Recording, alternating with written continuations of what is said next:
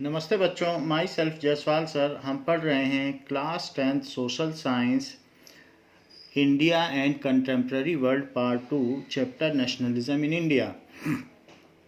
In last class we have seen that after Jallianwala Bagh massacre there were strikes, clashes and with police and attack on government buildings.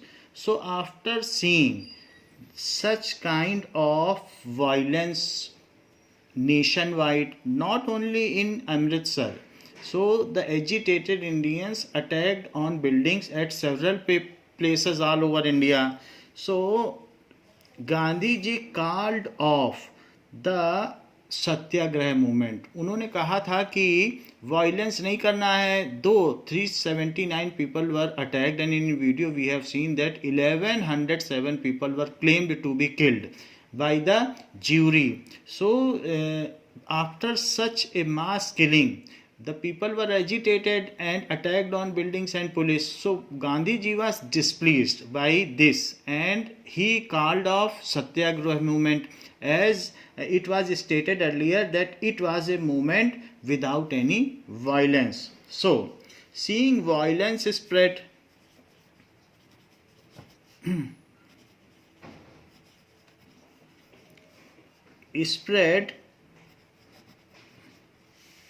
Gandhi ji called off Satyagraha movement.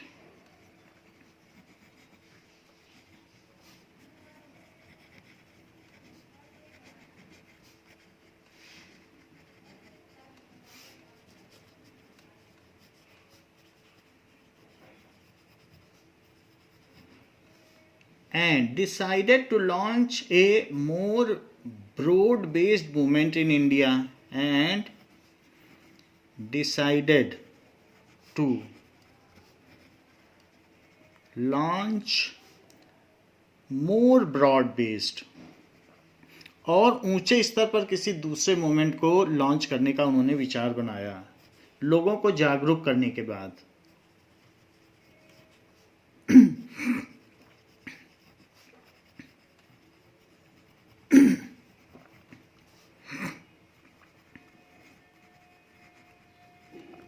Now, in First World War, Ottoman Turkey was defeated and a harsh peace treaty was imposed on it. हमने ये देखा था initially कि Turkey, that is Ottoman Empire, so it was confined only up to Turkey और जो इसके दूसरे और states थे उन सबको ले लिया गया। Now the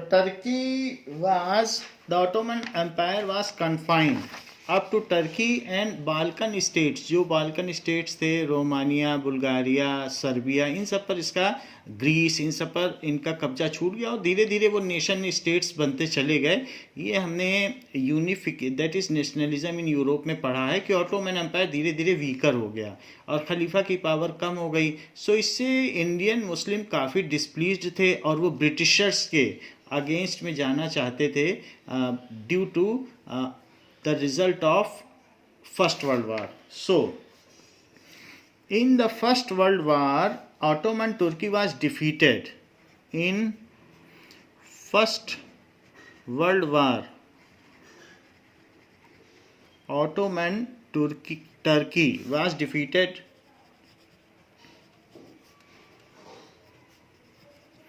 आप उसे एम्पायर भी कह सकते हैं या टर्की भी कह सकते हैं, क्योंकि टर्की ने ही अपनी टेरिटरी एक्सपेंड की थी, अल्टीमेटली वो फिर श्रिंक हो गई। And A harsh peace treaty was imposed on Ottoman emperor and a harsh, जिसे आप ट्रीटी ऑफ वर्सलीज भी कहते हैं, जो जर्मनी में साइन हुई थी। ए हार्श पीस जो मेटरनिख के अध्यक्षता में हुई थी, पीस ट्रीटी वाज साइन। तो मेटरनिक वहाँ का जनरल था, उसी के अध्यक्षता में ये चीज़ साइन हुई थी। सो harsh peace treaty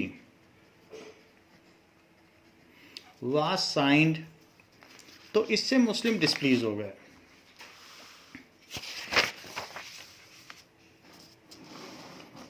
and they started they decided to make Khilafat movement against Britishers.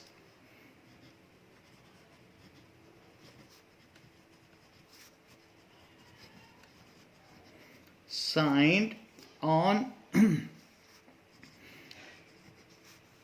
it was imposed on Ottoman Emperor and it was imposed, उस पर आरोपित कर दी गई, जबरदस्ती उस पर आरोपित कर दी गई ऑटोमन एम्परर जो कि खलीफा था, the spiritual head of Islamic world.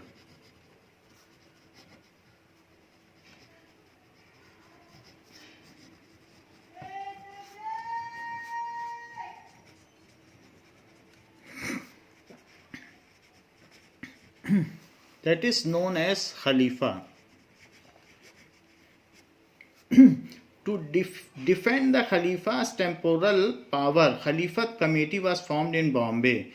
To defend, कि उसकी जो पावर्स थी उसकी रक्षा हो सके, उसको डिफेंड कहते हैं. To defend the temporal powers of Khalifa.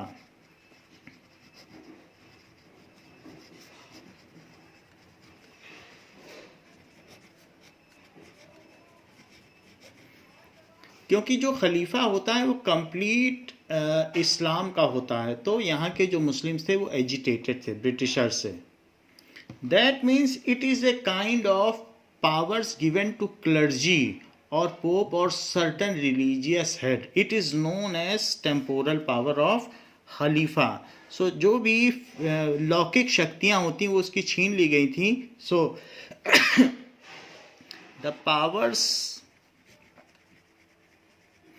Given to religious head, उसको कहते हैं टेम्पोरल पावर. ऐसा फ्रांस और जर्मनी में भी होता था. एक जो क्लर्जी स्टेट्स होती थी उसको पावर्स दी जाती थी, बट खलीफा के केस में वो छीन ली गई थी. So to give the religious powers, the powers given to religious head was taken away. Pope को दी जाती हैं, इसी तरीके से दूसरे रिलीजियस हेड्स को दी जाती हैं. सो उसको डिफेंड करने के लिए एक कमेटी बनाई गई. खिलाफत committee was formed in Bombay.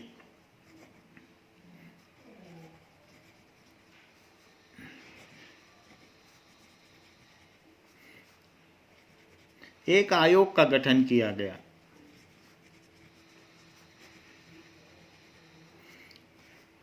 In Bombay.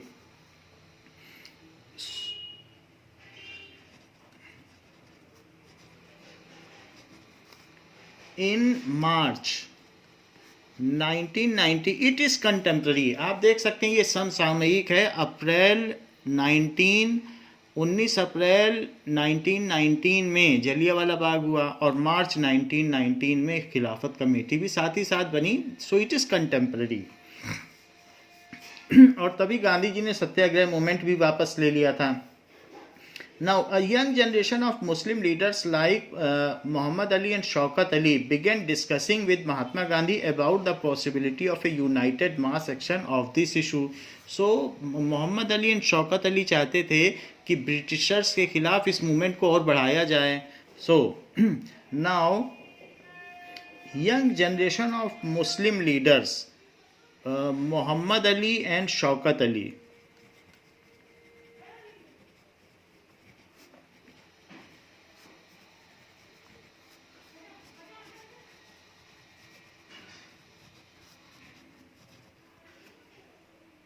Now these are also known as Ali brothers. So it is Muhammad Ali Jauhar who was also for a few months the president of Indian National Congress. Later on he joined Indian Muslim League party. So it was history of the Ali brothers. So it is Muhammad Ali. And this is the image of Shaukat Ali. So Shaukat Ali and Muhammad Ali are the Ali brothers who started the Khilafat movement and discussed about its mass procession, mass movement with Mahatma Gandhi. Muhammad Ali was the product of Aligarh Muslim University, while the Shaukat Ali was the product of Rampur in UP. Both places, Aligarh and Rampur, are in UP. So they began discussing with Mahatma Gandhi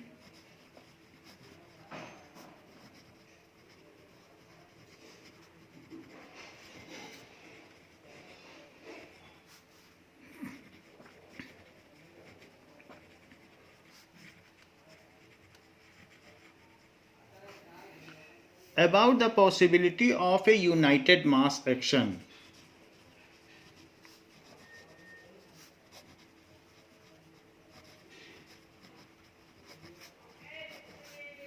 of united mass action on this issue, means increasing the movement.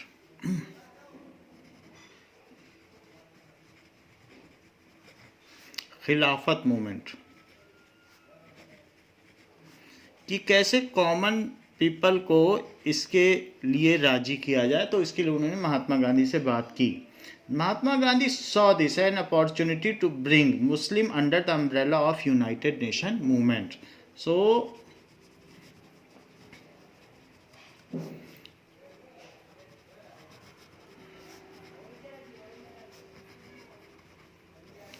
an opportunity, as an opportunity. Mahatma Gandhi एक ऐसे leader थे कि अलग अलग struggle movements को उन्होंने national movement के लिए यूनिफाई कर लिया. So at different places there were struggles. At some places struggle was for indigo farmers. At some places there were agitation between वहाँ के जो भी साहूकार थे और जो पीजेंट्स थे उनके बीच में चल रहा था.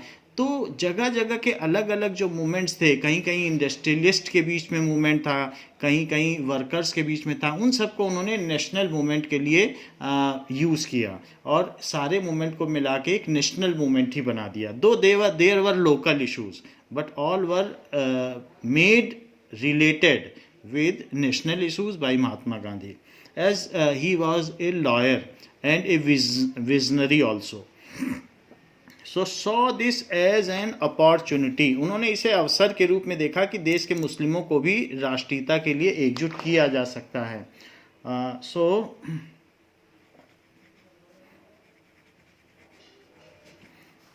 to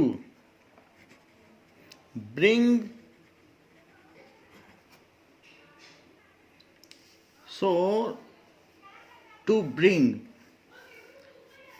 Muslim under the umbrella of United Nation movement, to bring Muslim under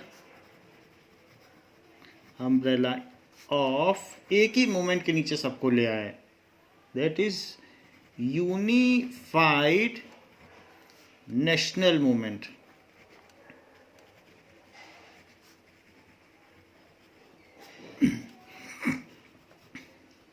Now, to unite Hindus and Muslim, Gandhiji decided to start non-cooperation movement. So this was a common movement and it was favored by all. So to unite Hindus and Muslim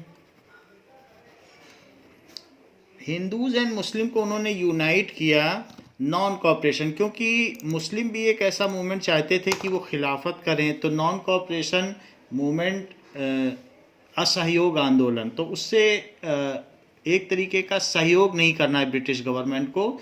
we will not work और support in any government office और any government agency. So it is a kind of non-cooperation movement to unite Hindu and Muslims.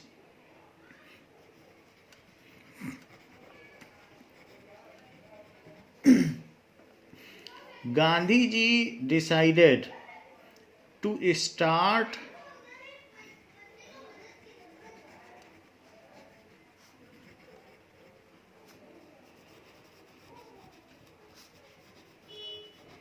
non-cooperation movement. ये जो non cooperation movement था ये जल्दी ही शुरू हो गया था 1990 के बाद। जब 1990 में कॉल ऑफ हो गया था सत्याग्रह मूवमेंट, तो ये 1920 में इसको शुरू कर दिया, सितंबर 1920 नॉन कॉपरेशन मूवमेंट। क्योंकि नवंबर में ट्रीटी ऑफ वर्सलीज साइन हुई है और उसके बाद ये खिलाफत मूवमेंट उसके लिए बना, और फिर उसके बाद नवंबर से पहले हुई होगी, 1919 में ट्रीटी ऑफ वर्सलीज साइन हुई है, तो मार्च में खिलाफत ये हुआ क्योंकि उसके ऊपर इम्पोज किए गए ऑटोमन एम्पायर पे बहुत सारे कंस्ट्रेंट्स। फिर उसके बाद खिलाफत आंदोलन हुआ और फिर उसके बाद non cooperation movement Gandhi ji ने लॉन्च कर दिया। So in support of Khilafat as well as for Swaraj, इन दोनों इंक्लूड किए, support of Khilafat as well as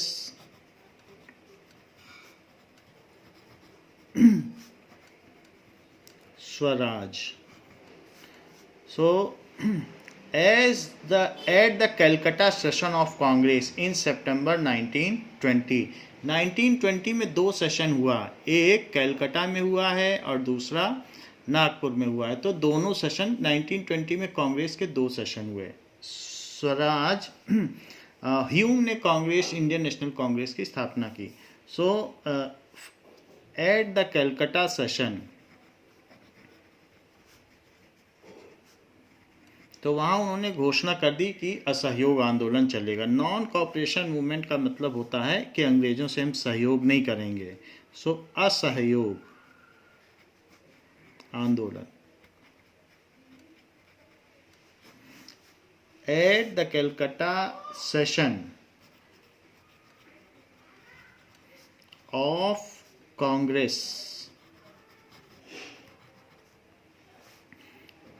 in सितंबर 1920 में एक नया मूवमेंट हुआ। तो ये याद रखने वाली बात है कि नॉन कॉपरेशन मूवमेंट शुरू हुआ।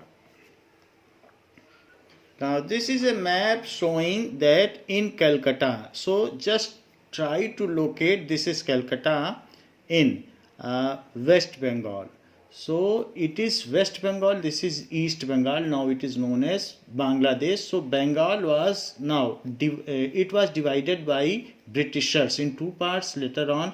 इस चीज़ को पूर्वी बांग्लादेश कहा गया, जो कि ईस्ट बंगाल है उसे पूर्वी बंगाल को बांग्लादेश कह दिया गया, और ये वेस्ट बंगाल तो इंडिया में है।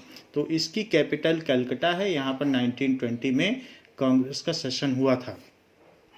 उसी साल 1920 में, तो आप ये महाराष्ट्र में लोकेट करें कि नागपुर कहाँ पर है। जैसे आपने यहाँ कलकत्ता लोकेट किया, उसी तरीके से नागपुर में उसी साल फिर से सेशन बुलाना पड़ा कांग्रेस को। वैसे ये एनुअल सेशन होता है, लेकिन उसी साल दो सेशन हुए। So it is important part of the map. तो नागपुर का लोकेशन आप देखें तो यहाँ पर है। तो सेकेंड सेशन हुआ। उसके बाद एक 27 में भी एक सेशन हुआ जो कि मद्रास में हुआ। अभी इसको चेन्नई कहा जाता है, तो तमिलनाडु का ये रीजन है, दैट इज़ मद्रास। सो यहाँ पर 1927 में हुआ और 29 में भी एक सेशन हुआ। सो 29 में जो सेशन हुआ है वो लाहौर में हुआ है। सो ये चार सेशन मैप में पूछे जाते हैं कि कांग्रेस के सेशन कब कब हुए हैं, that we have to remember. यहाँ, फिर उसके बाद यहाँ, फिर मद्रास, फिर Lahore. Now, non-cooperation movement was announced in September 1920 in session of Congress. Calcutta Congress में ये चीज़ अनाउंस कर दी गई, और फिर इसके बाद ये पिक्चर में आई, बिगन इन जनवरी 21 से शुरू हो गई, 3 महीने बाद शुरू हो गई। सो द नॉन कॉपरेशन खिलाफत मूवमेंट बिगन इन जनवरी, और इसके क्या आफ्टर इफेक्ट्स थे। नॉन कॉपरेशन खिलाफत मूवमेंट बिगन इन जनवरी 1921 में स्टार्ट हो गया। So what was done in this the titles awarded by government was surrendered. कुछ लोगों ने अच्छा काम किया था ब्रिटिश गवर्नमेंट के लिए, उनको कुछ टाइटल्स दिए गए थे तो वो वापस कर दिए गए। टाइटल्स, सो टाइटल्स जैसे सर का टाइटल है, ऐसा कई टाइटल दिया जाता था जो अच्छा काम करते थे ब्रिटिशर्स के लिए। So titles awarded by government were surrendered.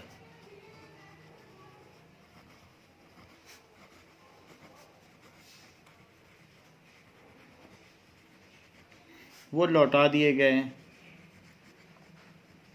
It is for खिलाफत, उनका अपोज करने के लिए सरेंडर्ड। नेक्स्ट और क्या इसका इफेक्ट हुआ? A boycott of civil services and foreign goods was done. Boycott कर दिया गया कि सिविल सर्विसेज में कोई नहीं जाएगा, जो भी गवर्नमेंट्स की सर्विसेज हैं, सो सिविल सर्विसेज एंड संघ लोक सेवा आयोग की जो सर्विसेज होती हैं, civil services and foreign goods,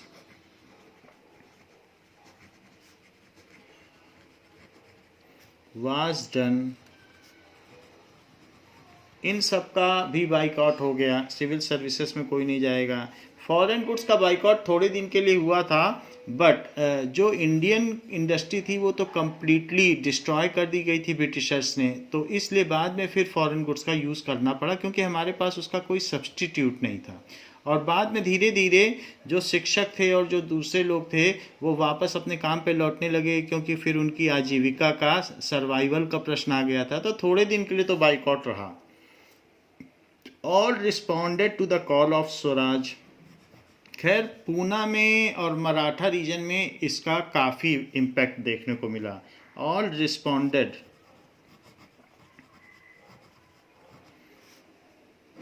to the call of Swaraj. Common man को इसने लिंक कर दिया नेशनलिज्म से। Thousands of student left government controlled schools and college. Later on फिर ज्वाइन कर दिया, क्योंकि हमारे पास इंस्टीट्यूशन नहीं थे पढ़ाने के लिए, तो लेकिन उस समय तो बहुत सारे बच्चों ने स्कूल छोड़ दिया। So thousands of students and left government controlled school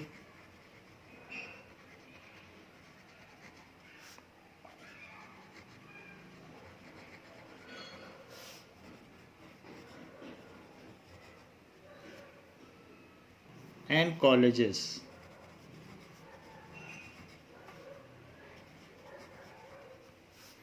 Headmasters and teachers resigned.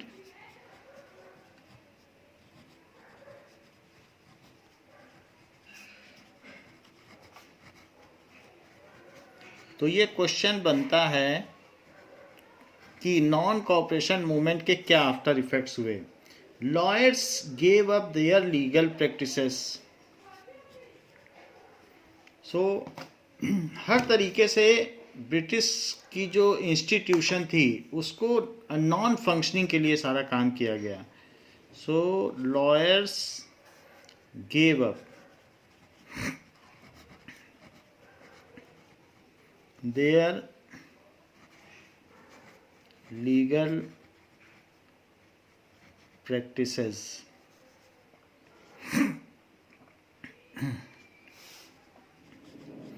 The council elections were boycotted in most provinces except Madras.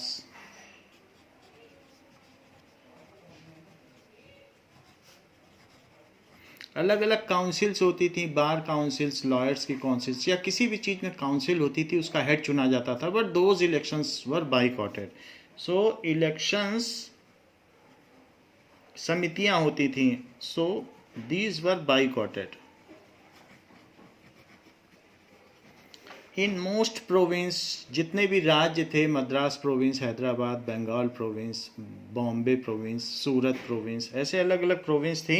So in most provinces except Madras, 7 provinces थी ब्रिटिशर्स के under में। In most provinces except Madras, जो कि चेन्नई है। ये सारा काम किया गया। लिकर शॉप्स वर पिकेटेड, उसको चारों तरफ से घेर लिया गया, बैरिकेटेड, कि कोई उसमें से लिकर ना ले सके। So liquor shops were picketed.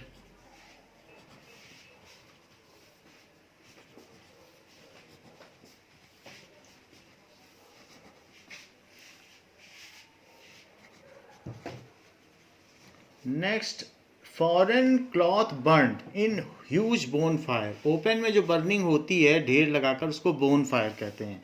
सो दो bone fire is a group that is a collection of wood in winters. However, in a bonfire manner, triangular pyramid, it was burnt. So foreign cloths burnt in huge bonfire like a cone.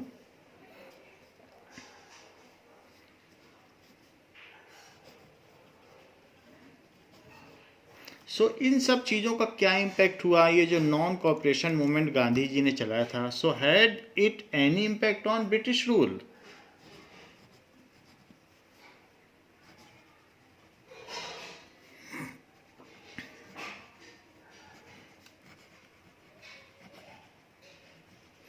Yes, it was having impact. The non-cooperation dramatically affected the economy of Britishers. How it affected? So,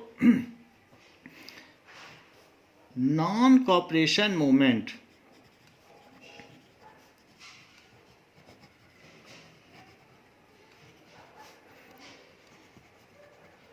सो ये यहीं के लोगों से, Britishers यहाँ के लोगों से मिलकर राज्य चलाते थे, लेकिन जब लोगों ने नॉन कॉपरेट कर दिया तो उससे एडमिनिस्ट्रेशन क्राइसिस हो गई।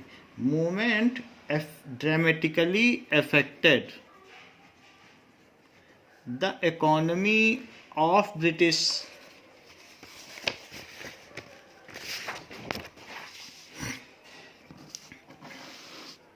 How it affected the economy of British? So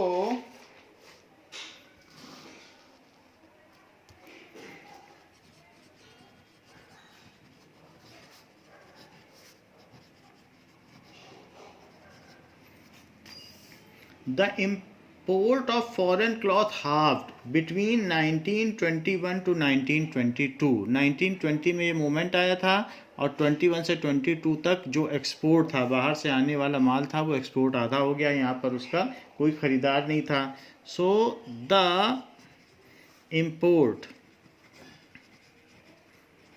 of foreign cloth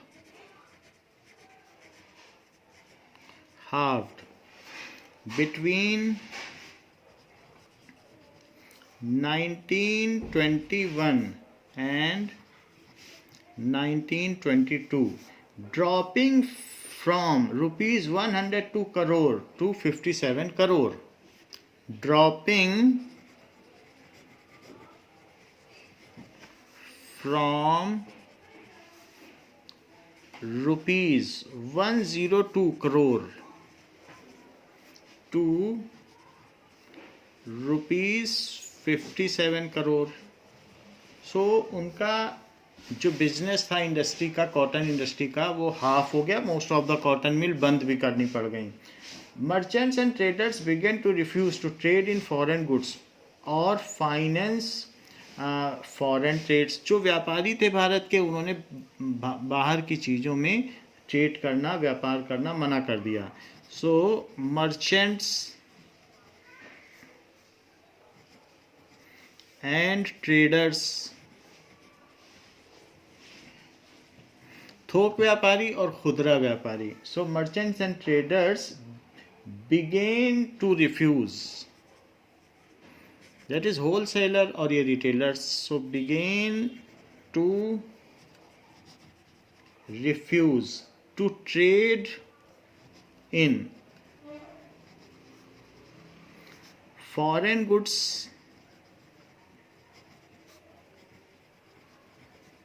or finance foreign trades, तो फॉरेन गुड्स को उन्होंने फाइनेंस स्टेट, जो भी बहुत हमारे यहाँ बड़े बड़े इंडस्ट्रियलिस्ट थे जैसे जमशेद जी टाटा, तो वो पैसा देते थे, तो जो फॉरेन ट्रेड्स थे उनको वो फाइनेंस नहीं करते थे।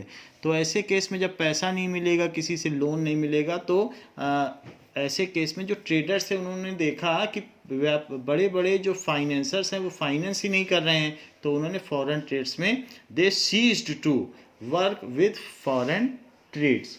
As the boycott movement spread and people began discarding imported cloths and started wearing only Indian ones, production of Indian textile mills and handloom went up. एक नई चीज भी हुई। As the boycott was in boom, so जैसे जैसे ये movement बढ़ा, spread and people began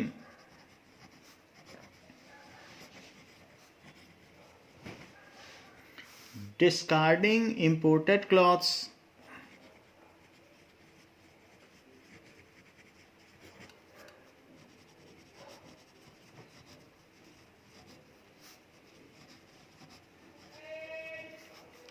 and started wearing only Indian ones, khadi पहनना शुरू कर दिया। Started wearing only Indian clothes,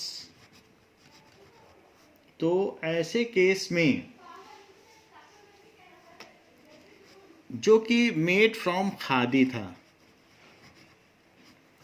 now the production of Indian textile mills and handloom went up. The production of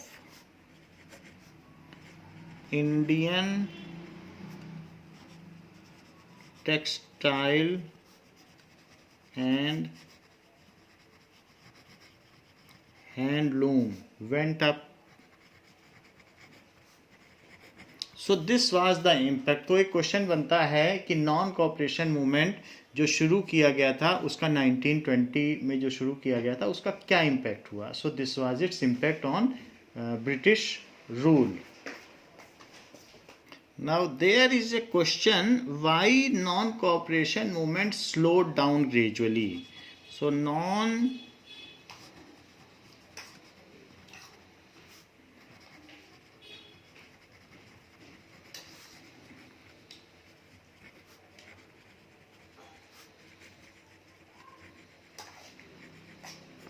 as कुछ reason से khadi cloth was more expensive, so khadi cloths were more expensive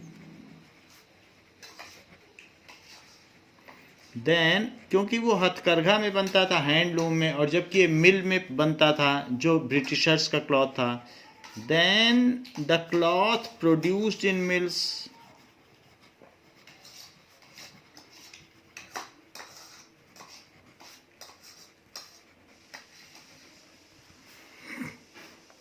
next is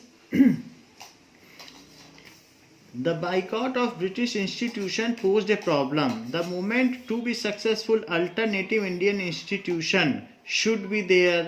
So there were no institution, ना हमारे पास academic institution थे, तो इसलिए teachers and students started coming back to schools and college, as there were no alternative institutions. So teachers and students started joining schools and colleges.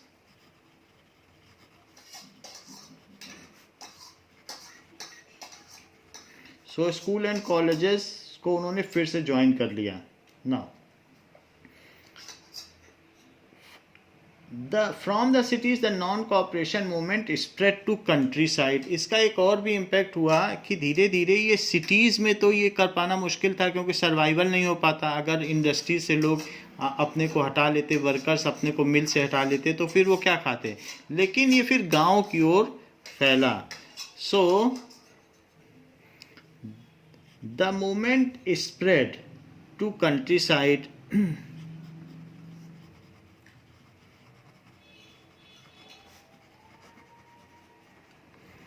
from urban areas to कस्बों में फैला, जो आसपास के क्षेत्र थे, बिल्कुल विलेज में भी नहीं गया, country side. Next is the Awadh peasants were led by Baba Ramchandra. Here peasant has to do begar and work at landlord farms without any payment. This made their conditions miserable. तो कुछ लोग ऐसे थे जो लैंडलॉर्ड्स के discretion पे काम करते थे, तो उनकी कंडीशन मिजरेबल होती चली गई। सो दीज वर द इम्पैक्ट्स। अगर नॉन कॉपरेशन मूवमेंट के इम्पैक्ट देखे जाएं तो ये सारे इम्पैक्ट्स थे।